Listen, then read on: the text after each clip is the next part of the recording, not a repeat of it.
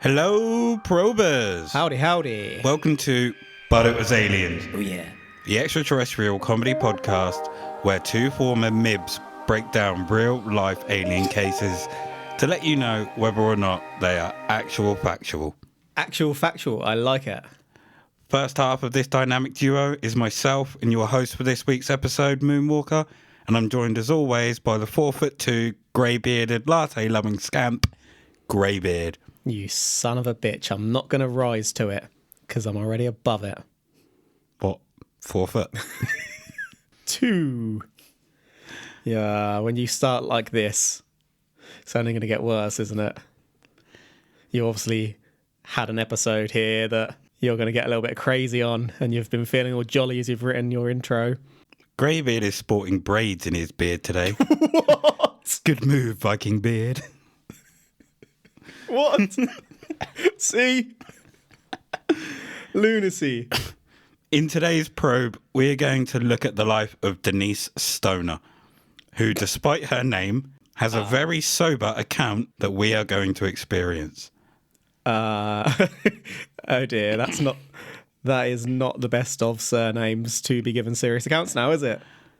We begin today in Hartford, West Virginia. This account starts when Denise was but 2.5 Feet? years old. She was staying with her grandfather at the time as her mother was in hospital giving birth to her little sister. Denise recalls looking out of the window and seeing a large egg outside. What? Grandpapa? Why is Humpty Dumpty outside?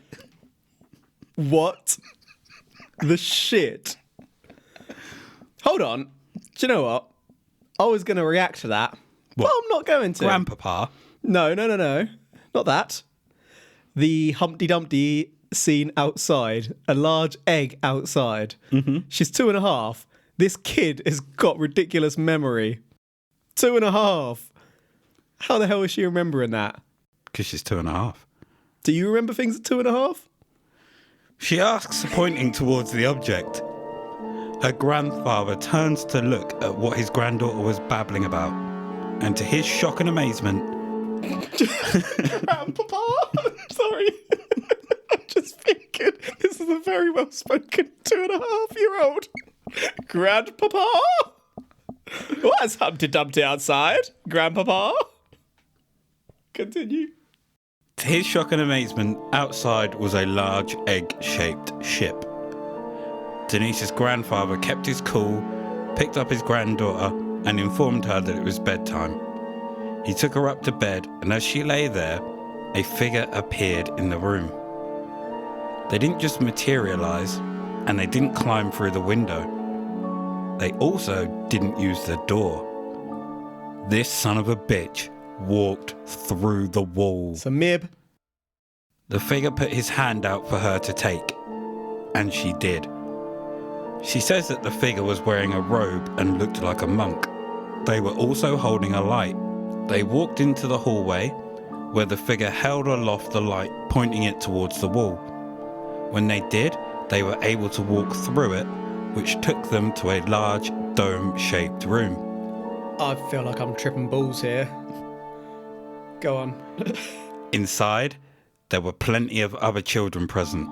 Although she has no recollection of what, Stoner knows that they were learning something. The next thing she remembers is waking up in bed the next day. I have so many thoughts and I don't know whether I'm going to be able to articulate them all because I feel like I'm going to forget all of them as soon as I start talking about one. But first up, remember Huggins? Way back in episode 1, I'm thinking about the Christmas present. Oh no. Way back. He was taken to an area of a craft with all of his children. Do you recall? I do recall. Has she gone to the same place? Are you suggesting she's the alien mother, or are you suggesting Crescent. she's one of the children? I'm not suggesting either. Or are you suggesting the same kind of thing happened and I'm she is a suggesting mother of the... that they finished with Huggins. They're taking their next experiment. She's going to be their new Huggins and they're going to befriend her for life. And she's going to start painting them. So, same species of aliens. grey-looking things and insectoids, hopefully. Let's find out, shall we? I've got more thoughts. Okay. Let me unload. Right. Grandad handled the fact there's a UFO outside pretty calmly, didn't he? He did old Grandpapa. Grandpapa, why is Humpty Dumpty outside? Grandpapa looks outside, he sees an alien ship, and he's like, yeah. Seen it all before, ain't I? Time for bed. It's time for bed, dear. It came through the wall. Held aloft its magic lamp. Are we sure it wasn't a wand? By the power... It could have been. Is this a magician alien? It's like extraterrestrial Oberon. We're going right through the episodes now, aren't we? Is Grandad going to go out for some hookers and beer? Hookers and beer, baby! Ah, what was that? Was it... Where was Bane? Shag Harbour, baby! Baby! That's the one, Shag Harbour. They're going to Shag Harbour. One more episode to call back to. Your birthday episode, Monk. Don't think it's the same person. Wearing a robe and looked like a monk. That sounds pretty much like the same person to me. It's Fred. Fred the Poltergeist, ladies and gentlemen, boys and girls, and everyone not included within those labels. Continue. Enough with the throwbacks. At a later stage in her life, Denise would undergo hypnotic regression therapy Oh, gosh. Here and we go. investigation. This was carried out by Kathleen Marden. Do we know Kathleen Marden? So there's a picture of her there for you. Okay. She looks... I don't really have anything to poke fun at here. She's a pretty standard-looking lady with blonde, quite... would you call that short or mid-length? Kind of down to the ear length. Hair. I'd say short. Yeah. Looks a bit like Janine from Ghostbusters, but with blonder hair.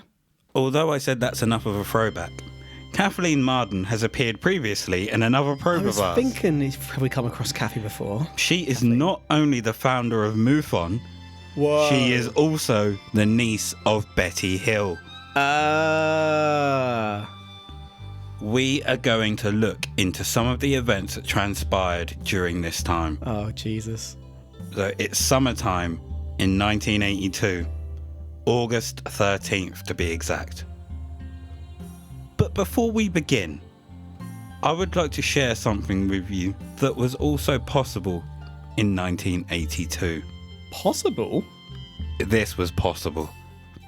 Something that was possible in 82 that isn't possible now. Yep. Okay, shall I check this? Yes, you should.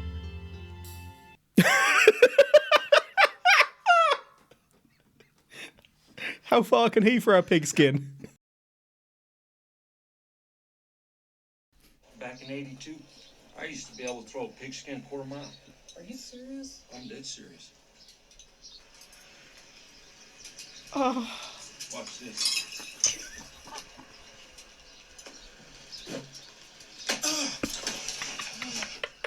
What the heck are you doing? That's what I'm talking about. There you go. Napoleon Dynamite. I'm trying to make a bet I can throw a football over the mountain. Fucking hell! Yeah. Coach put me in the fourth quarter. We've been state champions. I'm gonna cry. I believe things have been different. I've gone pro. A heartbeat. I'd be making millions of dollars and living in a big old mansion somewhere. You know, soaking up. Soak me.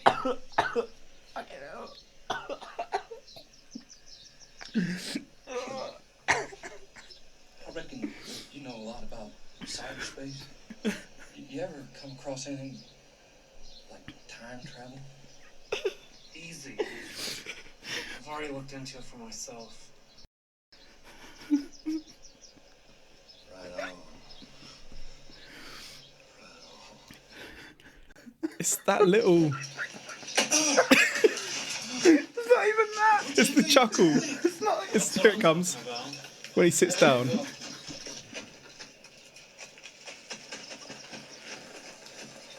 Here. How much you want to make a bet I can throw? Fucking hell. It's not that. It's the way he reaches for the meat and he doesn't get it the first time. He grabs his arm. And then there's that walk he does down the steps before he throws. I wonder how much of that was improvised. Oh, fucking thing.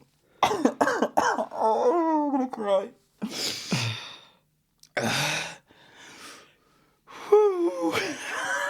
That did indeed happen in 82. You've just lost your whole episode here. When you got here earlier on and you were laughing, is this what you were laughing at? Oh my. When I was writing this, I was still at work and I watched this scene, and for about 10 minutes I had tears streaming down my face. Everyone was fucking looking at me in the gym and I just couldn't stop laughing. I had to go to the toilet because I was going to piss myself as well. I swear, if you've funniest scene ever. based a whole episode around that.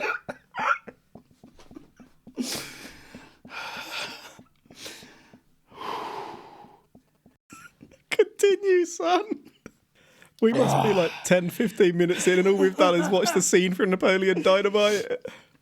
You're crying. You're literally crying.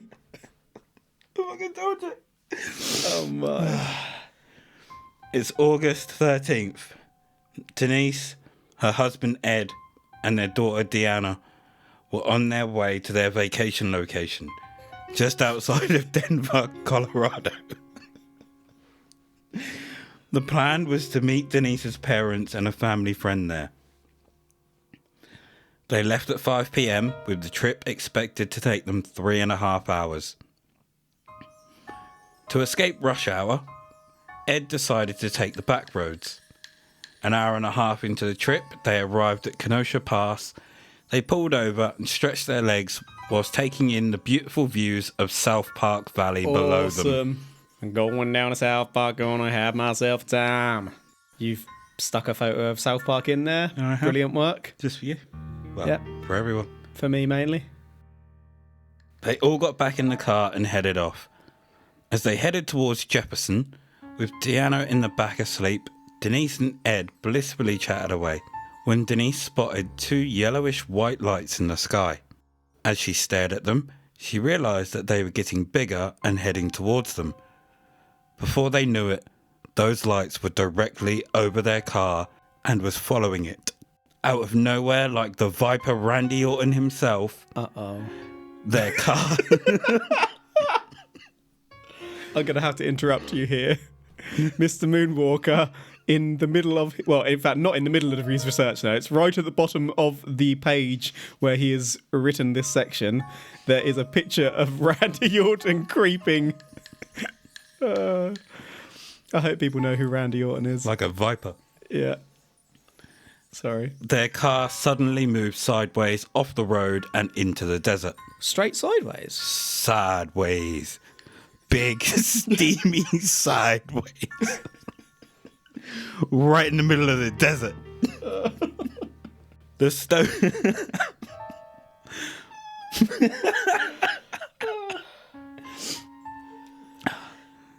The stoners had zero control at this point. It was as if the car was being dragged along by some invisible force. The whole time this was happening, the lights stayed above them. Was it an egg above them? You've got to stop calling them the stoners. Every time I'm just picturing like Shaggy from Scooby-Doo sitting in the car. All right. So, Denise, Ed, and Deanna losing power of their car in South Park. Had themselves a time. Friendly faces everywhere. Humble folks. Without temptation. It's like I was in school there and that was a test. You looked at me judgingly. I don't really have much to offer at this point. The car's been taken over. We need to see where this is going. I'd imagine that they're going to black out, come to, and years later going to get regression therapy and we'll find out. All of a sudden, they were no longer in the valley, but were driving towards Trout Creek Pass. It was no longer daytime either. It was 11 p.m. Lost time, baby! Ed, being the quick-thinking mofo that he is, estimated that they'd travelled roughly 40 miles with no memory of the 4 hours that they had lost. Even crazier still is that the 40 miles they'd travelled hadn't been clocked by the odometer. So they've been lifted. Lifted. I was thinking the same damn thing. Damn Lighthouse Family. Your catchy, boring music.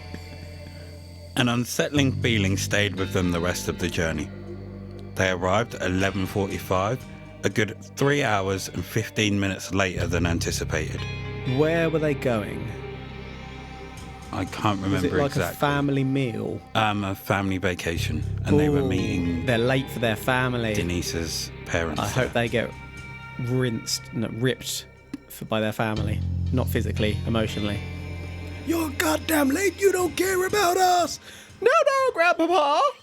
When they arrived, they were greeted by their family, Yes. who had a sense of relief on their face. That ain't relief, that's pain and They- anger. They explained to the stoners that they were contemplating calling the police and filing a missing persons report. Due to the circumstances, the stoners told them everything that had happened. Well, they don't know anything. They've just lost 4 hours. How can they tell them everything? Like, guys, sorry, we lost 4 hours. That's going to get you in more trouble, surely. Well, they can tell them about the lights and stuff. Was it an egg? Only when she was 2.5. Grandpapa! Did the egg have arms and legs? I'm sorry, I know that was ages ago, and I should probably be commenting on what's now happening at the family meal / vacation, but I need to know more about Humpty Dumpty. I expect more of a 2.5-year-old than to see an oval in the sky and think it's Humpty Dumpty. Humpty Dumpty's got a mouth, eyes, arms and legs. What if she was seeing the back of Humpty Dumpty? Then And he's he still was got sat on the wall. still got arms, mother trucker. She wouldn't have seen that from the back. Humpty Dumpty might have been waving them. You don't know, you weren't there. Especially if he fell. Denise was fully aware of this before she met with Marden. So the name is Marden. Kathleen Marden. Oh.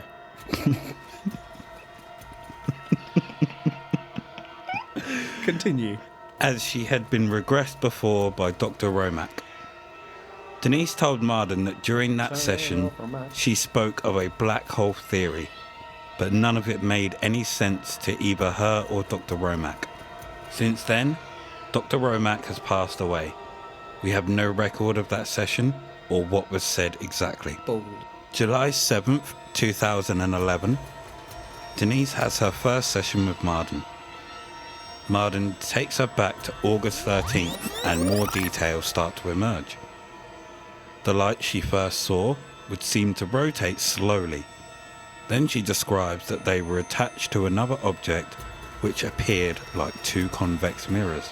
Next, she was out of the car and in the valley beneath the plates. The lights had separated from the plates and had come down to the ground. Allegedly, truthfully, she was meant to go into the middle of the lights. Meant to? She also explains that she could sense someone there, but was unable to see them.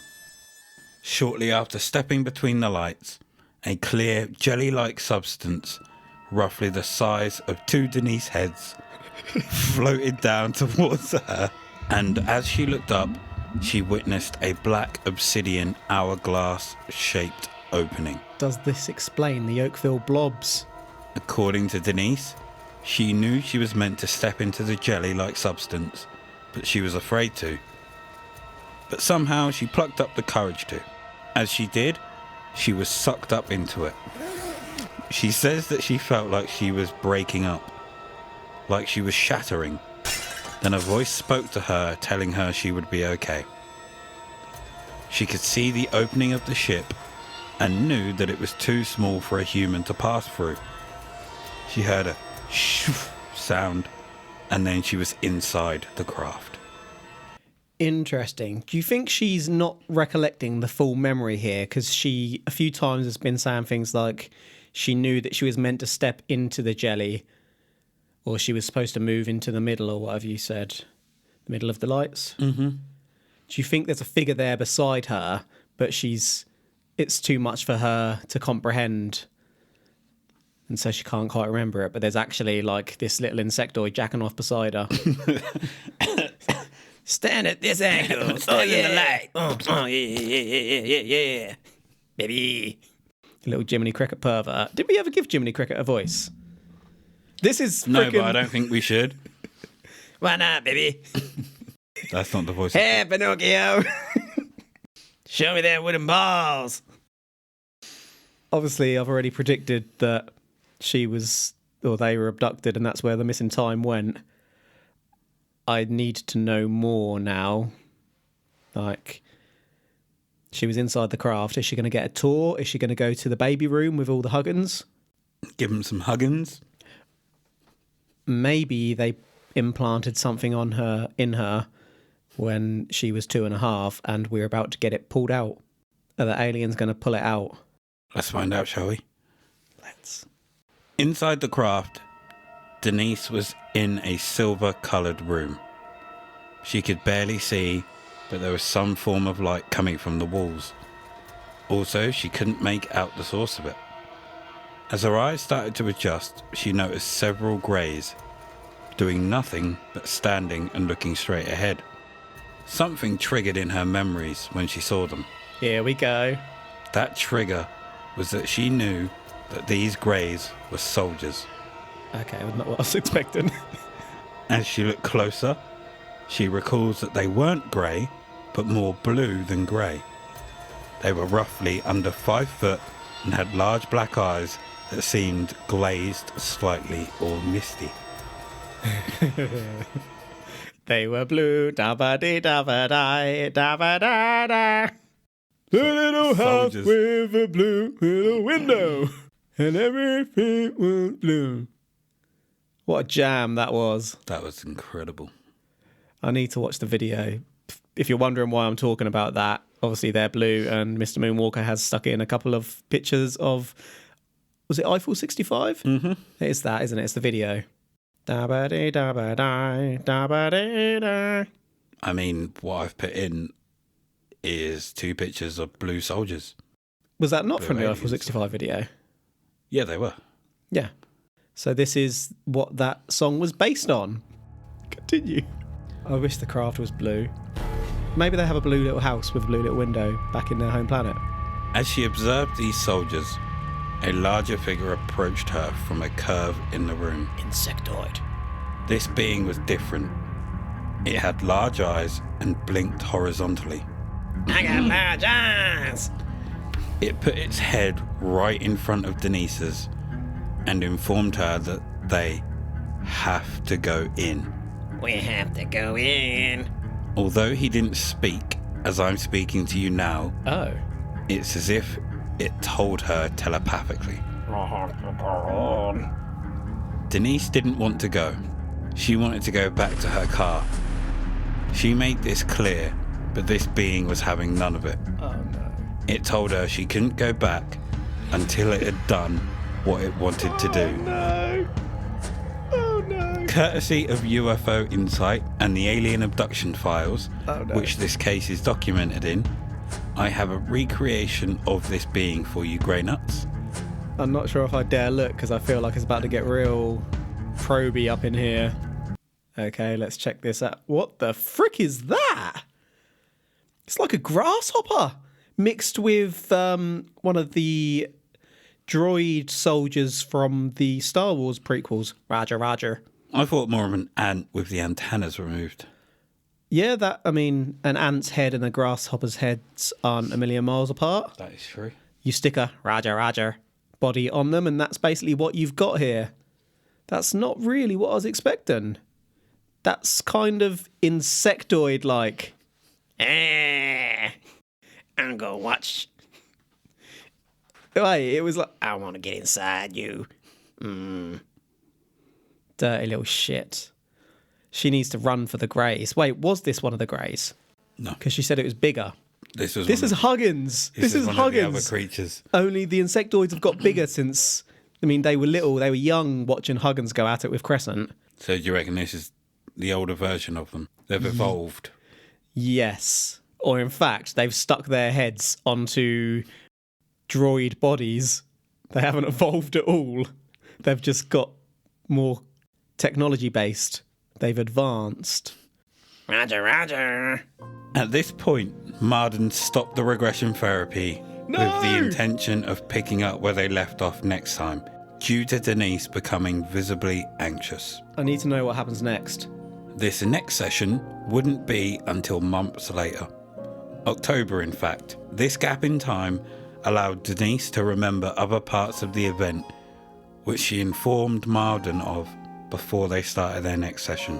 Some of these details are that the car wasn't dragged sideways as initially thought, but lifted instead. She's not sure why, but her family didn't get out of the car, it was only her. And that the taller creature, although she was afraid, she could tell it was highly intelligent. Yeah, but highly intelligent doesn't mean you shouldn't be afraid, does it now? No. That means that probably sees you as a lesser creature and ain't afraid to mess with you for science. Just like what humans unfortunately do with other animals. For science! Yeah, this ain't gonna go well, is it? This really ain't gonna go well. They marked her as a 2.5-year-old, and it's like a longitudinal study. So they've gone back to check her out again and see what's changed. And they need to go inside her. That concerns me, because is this the first time they're going inside her? If not, that's absolutely horrific. If it is, that's still horrific, but at least they didn't put her through that as a child. Still horrific. Don't really know where I'm going with that. Just awful. But it's horrific. I just need to know whether he means he's going inside her in a sexual context, or whether they're going to like drill into her arm to remove something they put in there earlier. I'm hoping for the latter. But if it's the former, are you going to put on some jazz?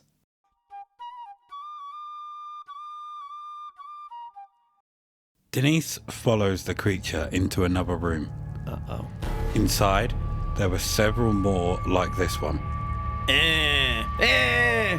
The voice of the creature, which is described as mechanically male, Roger. instructs her to get on a table within the middle of the room for testing. She's very obedient. Denise complies. The creature tears away part of her trousers at the ankle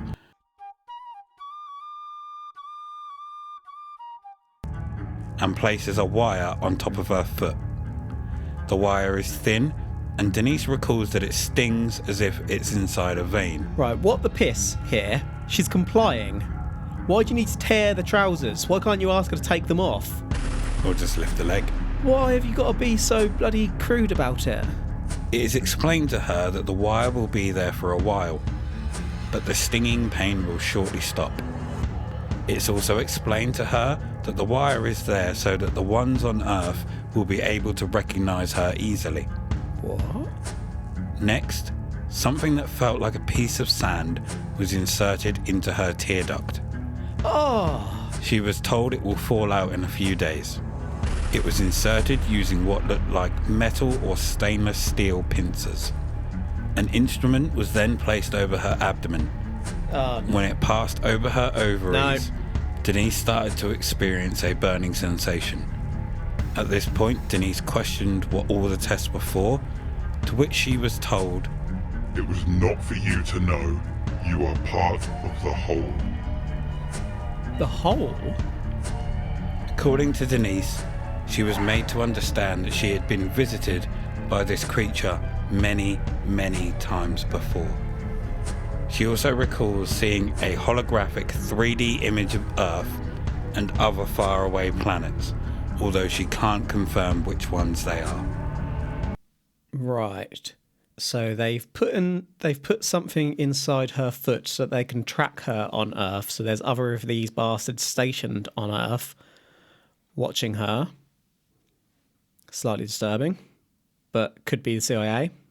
Having something inserted in your tear duct, that sounds That's horrendous. Yeah, that's like having like a nail or a pin inserted underneath your fingernails. It's a form of torture that's really horrid. I wouldn't recommend doing it to someone. burning over the ovaries. So that makes me think like of the Matrix. They were putting that, when he gets the earwig jellyfish looking thing inside his tummy that's tracking him, and they put the thing over to suck it out. Mm-hmm. Yeah. Are they actually taking her ovaries, her eggs? Who knows? Do we not find out? At this point, She's going to be the female Huggins. Going to have loads of alien children that have been made with her eggs. Stoner would have had a much longer opportunity to see the creature close up. She describes its body as being oddly jointed. Its skin and bones are described as looking arthritic. Its hands were small, but it had a thumb and 3 long fingers. It wore a long dark jacket and had its collar up. When I hear of more advanced alien species, I always expect them to have more than 4 digits and a thumb, like 5 or 6 digits, so you could be able to use technology, type better, or whatever equipment they have. Yet people always give accounts of having like 3 fingers. That doesn't seem more evolved to me. Okay, you've Maybe put they do much more with their mind. Oh, I can't think what he's called. Roger. Roger. Mr. Moonwalker has given me a picture of Roger. Is that Family Guy? American Dad. American Dad. I don't watch American Dad. We've Neither had this do I. discussion like 2 I or just 3 know times. that he's in the show. And But can you yeah, I describe have what he's seen wearing? him.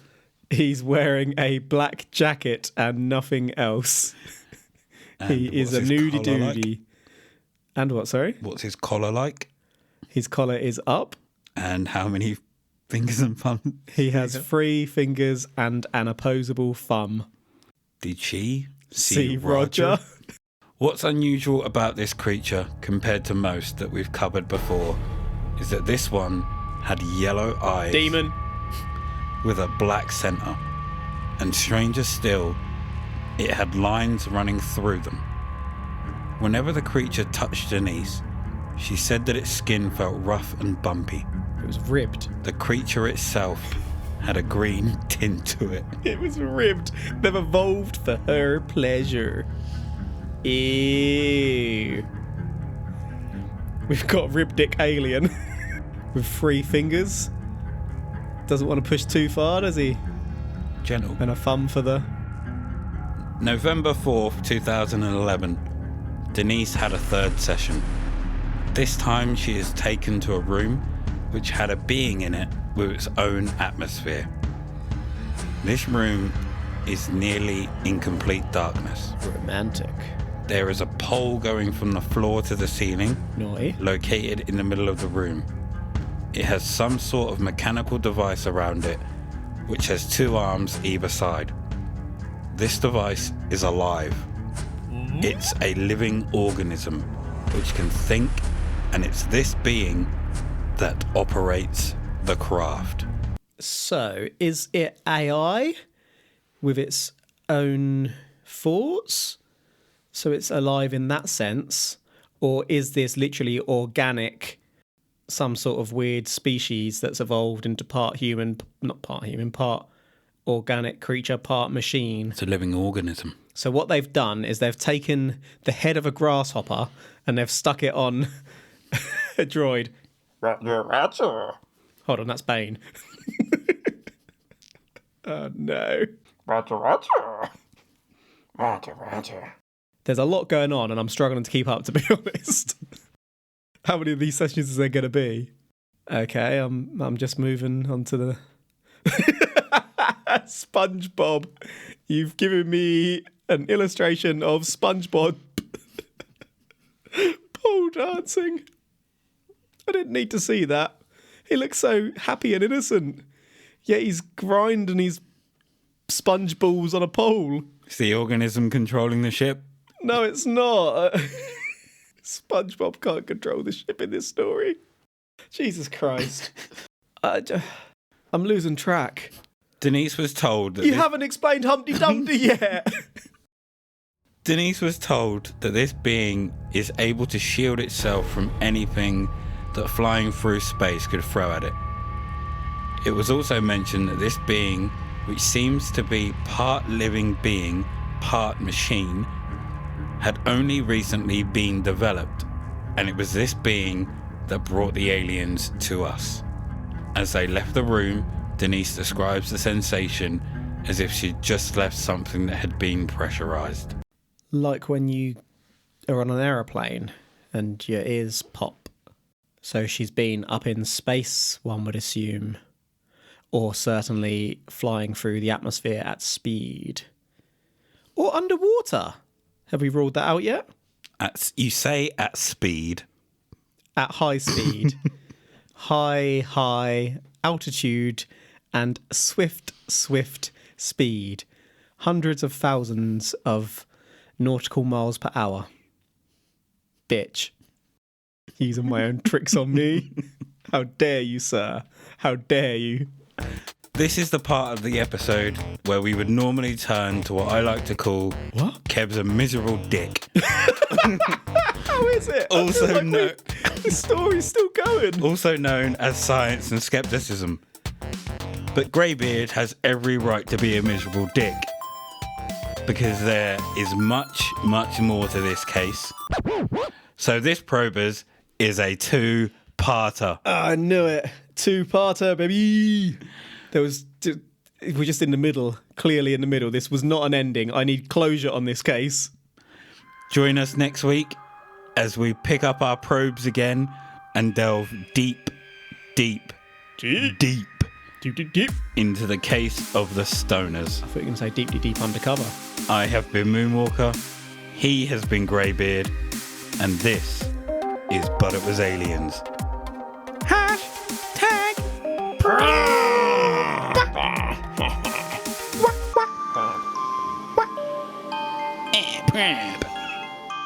Yeah.